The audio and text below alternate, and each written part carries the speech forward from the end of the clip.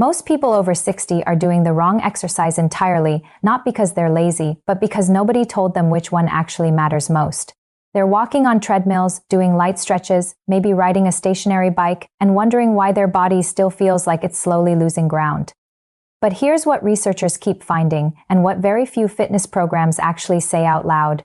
There is one movement, one single pattern, that determines whether you stay independent as you age or whether you eventually need help doing the simplest things. And almost everyone already knows how to do it. They've just never been told it's the most powerful longevity tool their body has. Stay here, because by the time this ends, you'll never look at a chair the same way again. Most people assume aging means accepting a slower, weaker body. They treat it like weather, something you acknowledge but can't control. But here's the frame shift that changes everything. The decline most people call just getting older is, in large part, something the body does in response to how little it's being challenged. Not time doing the damage, but stillness. And the science behind this is more dramatic than almost any fitness headline suggests, because the body doesn't gradually fade at a steady pace. It accelerates its decline when it stops receiving a very specific kind of signal. The signal that says, I still need to be strong enough to stand. Here's where the deepening begins. Every single time a human being lowers themselves toward a surface and rises back up, a cascade of biological signals fires through the body.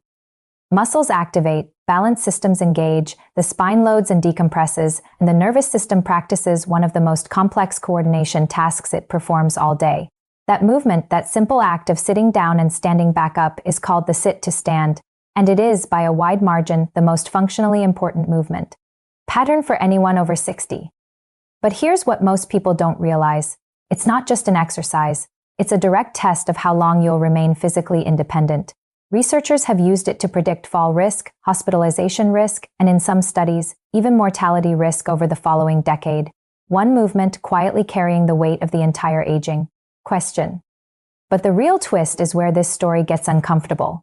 Most people over 60 are sitting down and standing up dozens of times a day, and their body is learning absolutely nothing from it, because they're using the armrests, or they're leaning forward and falling into the seat rather than lowering with control, or they're pushing off the table, the counter, the nearest wall. And every single time they do that, the muscles that should be doing the work get a little quieter, a little less recruited, a little more unused, and here's where the hidden mechanism starts to show itself. Muscle loss after 60 isn't random. It follows a pattern. The muscles that go first are the large, powerful ones in the legs and hips, the very muscles the sit-to-stand depends on most.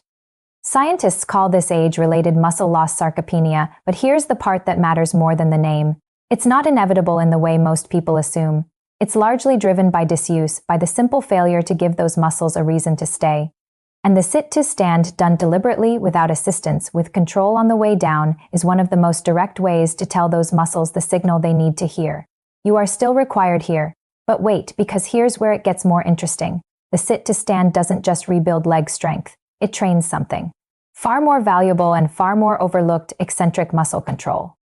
The ability to lower your body against gravity with intention, rather than letting gravity do the work for you. And here's why that matters in a way most fitness content never explains clearly. Falls don't happen because a person isn't strong enough to stand. Falls happen because they weren't strong enough to catch themselves on the way down. The stumble, the slip, the missed step, those moments require the same muscles that lower you into a chair to fire instantly and powerfully. A body that practices the controlled descent every day is practicing exactly the skill that prevents falls from becoming catastrophic. And that is a completely different way of thinking about what exercise over 60 is actually for. Now here's the layer most fitness programs never reach. The sit-to-stand also trains bone. Not dramatically, not overnight, but consistently, over months. Every controlled repetition creates a mild mechanical load on the femur, the tibia, the spine. Load that bone density needs to maintain itself. Bone isn't marble, fixed and static. It remodels constantly, adding density where stress is regularly applied and removing it where it isn't. A body that avoids loading its lower skeleton, thinking it's protecting itself, is actually quietly encouraging bone thinning. The sit-to-stand, without weights, without machines, without any equipment at all, applies exactly the kind of load bone responds to. And here's the part almost nobody talks about. You don't need a gym to do it. You need a chair. But here's the twist inside the twist. Not all chairs are equal for this purpose, and the height matters more than people realize. A higher seat makes the movement easier, which seems safer. but it removes much of the challenge that makes it effective. A lower seat demands more from the quadriceps, the glutes, and the stabilizers of the hip. This is why physical therapists often progress their patients to progressively lower chairs as strength improves.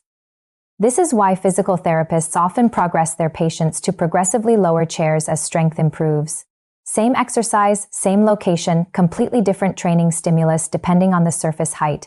One tiny variable hiding a completely different outcome. And this is where it gets interesting again. The sit to stand isn't just a physical exercise, it's a neurological one. Every repetition requires the brain and the body to coordinate in real time, adjusting for center of mass, foot placement, hip hinge angle, and spinal position simultaneously. That's not a simple command, that's an orchestra. And here's what research on aging brains consistently finds. Complex movement patterns, ones that require balance, coordination, and multi-joint control, are among the most powerful stimulants for maintaining neural pathways that aging otherwise begins to prune. Exercise that challenges the nervous system slows the loss of the neural connections that keep reflexes sharp, balance reliable, and reactions fast. The sit-to-stand does all three at once. Without a single piece of equipment, without a single gym membership, just gravity, a chair, and the decision to make the movement mean something. But here's what most people don't realize about the doing of it. Speed matters. Slow, controlled lowering trains eccentric strength. Fast, powerful rising trains the explosive capacity that catches a stumble before it becomes a fall. Most people over 60 sit down quickly and stand up slowly. Physical therapists will tell you the ideal pattern is the opposite. Lower slowly with control. Rise with intention and speed. That reversal alone changes what the body learns from the repetition entirely. Same chair, same room, same exercise, but practiced in the right sequence, the body receives a completely different training message. Now here's a layer that surprises almost everyone. How many repetitions are actually needed? Not 30, not 20, not even 15. Research on sit-to-stand training in older adults has shown meaningful strength and balance improvements with as few as 5 to 10 deliberate repetitions, done daily, without skipping. The consistency matters more than the volume. A body that practices this movement every single day builds a pattern. A reliable, deeply grooved motor pathway the nervous system can access automatically when it's needed most. Not in the gym, but on the stairs, at the curb, on a slippery floor, in the split second before a fall completes itself.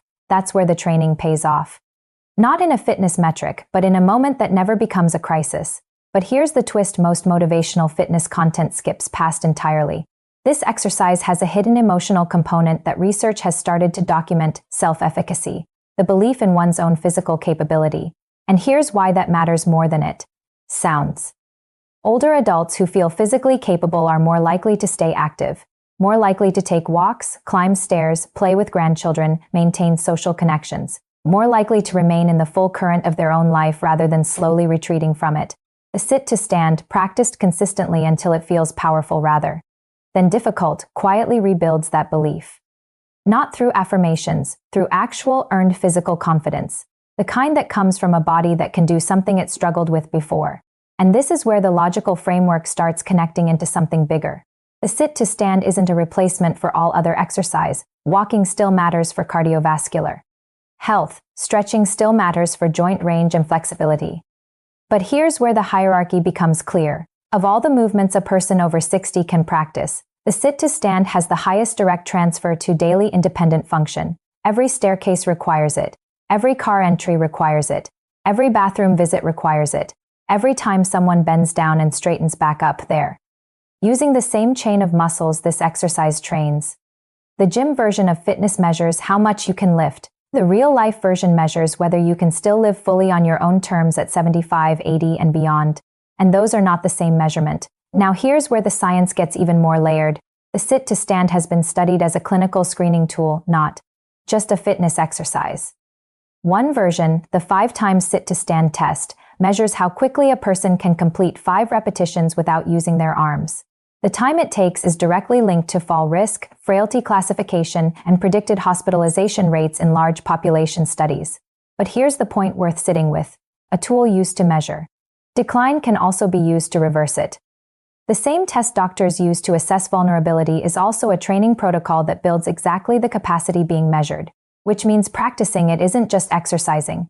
It's directly training the biological signature of resilience. But here's what most people still won't do, even after understanding all of this. They'll keep using the armrest, not because they're stubborn, but because no one explained the cost. Every time the hand reaches for support, the quadriceps receive a partial signal instead of a full one. Every partial signal is a missed adaptation. Every missed adaptation is one more degree of capacity the body doesn't rebuild. And that accumulates invisibly over months, over years, until the day the armrest itself isn't enough. That day arrives quietly, without warning, and usually without any single obvious cause. Except there is a cause. It's the 1,000 small shortcuts that trained the body to need assistance it once didn't require. Here's the progression. That actually works. Start with a chair at a comfortable height. Lower slowly, 3 to 5 seconds on the way down. Touch the surface lightly, barely landing. Rise with intention, pressing through the full foot, not just the toes. Repeat 5 times. Rest. Do this every single day, not 3 times a week, every day, because the nervous system learns through repetition, not through occasional exposure. And once 5 feels genuinely easy, lower the chair height by 1 inch. 1 inch, that seemingly tiny change will reveal exactly how much of the prior difficulty had been hidden by the favorable geometry. And then the real training begins. But here's the deeper layer underneath even the physical progression. This exercise, done consistently, changes what aging means to the person doing it. Not as a philosophical concept, but as a lived daily reality. The person who can lower to a low chair and rise without hands is not experiencing the same aging as the person who cannot. They move through the same number of years, but through an entirely different quality of physical experience. And here's the part worth slowing down. 4. That difference is not determined at 80. It is built or not built in the decisions made at 62, at 65, at 68. Every deliberate repetition at those ages is a vote for who you will be a decade later. Every shortcut is a vote in the opposite direction, and the body counts every single one. So here's the full framework assembled. The sit to stand trains the muscles most vulnerable to age-related loss. It loads bone in exactly the way bone needs to maintain density. It trains the eccentric strength that prevents falls from completing themselves. It challenges the neurological coordination that keeps reflexes sharp and balance reliable. It builds self-efficacy, the internal belief that the body is still capable. It transfers directly to every functional movement that determines physical independence. It requires no equipment, no gym, no cost, and no more than 10 minutes a day. And yet it remains the most underused exercise in senior fitness, not because it's a secret, but because it looks too simple to be that powerful. That gap between appearance and reality is where most people lose the next decade of their health. Here's the identity shift worth sitting with. You are not someone who exercises to look a certain way anymore. You are someone who moves to stay in command of your own life. The goal isn't aesthetics. The goal is the ability to get up, off the floor if you fall, to step into a car without help, to climb stairs without gripping both rails, to live in your own home on your own terms, at an age when many people have surrendered that possibility. This single movement, practiced daily, is one of the most direct paths to that outcome. Not a guarantee, but a compounding daily investment in the only body you'll ever have. And there's still a layer beneath even this one. The part involving what happens when you combine the sit to stand with walking and balance training into one simple daily sequence. The results that combination produces in adults over 70 are more dramatic than most people will believe until they experience them. That story deserves its own time.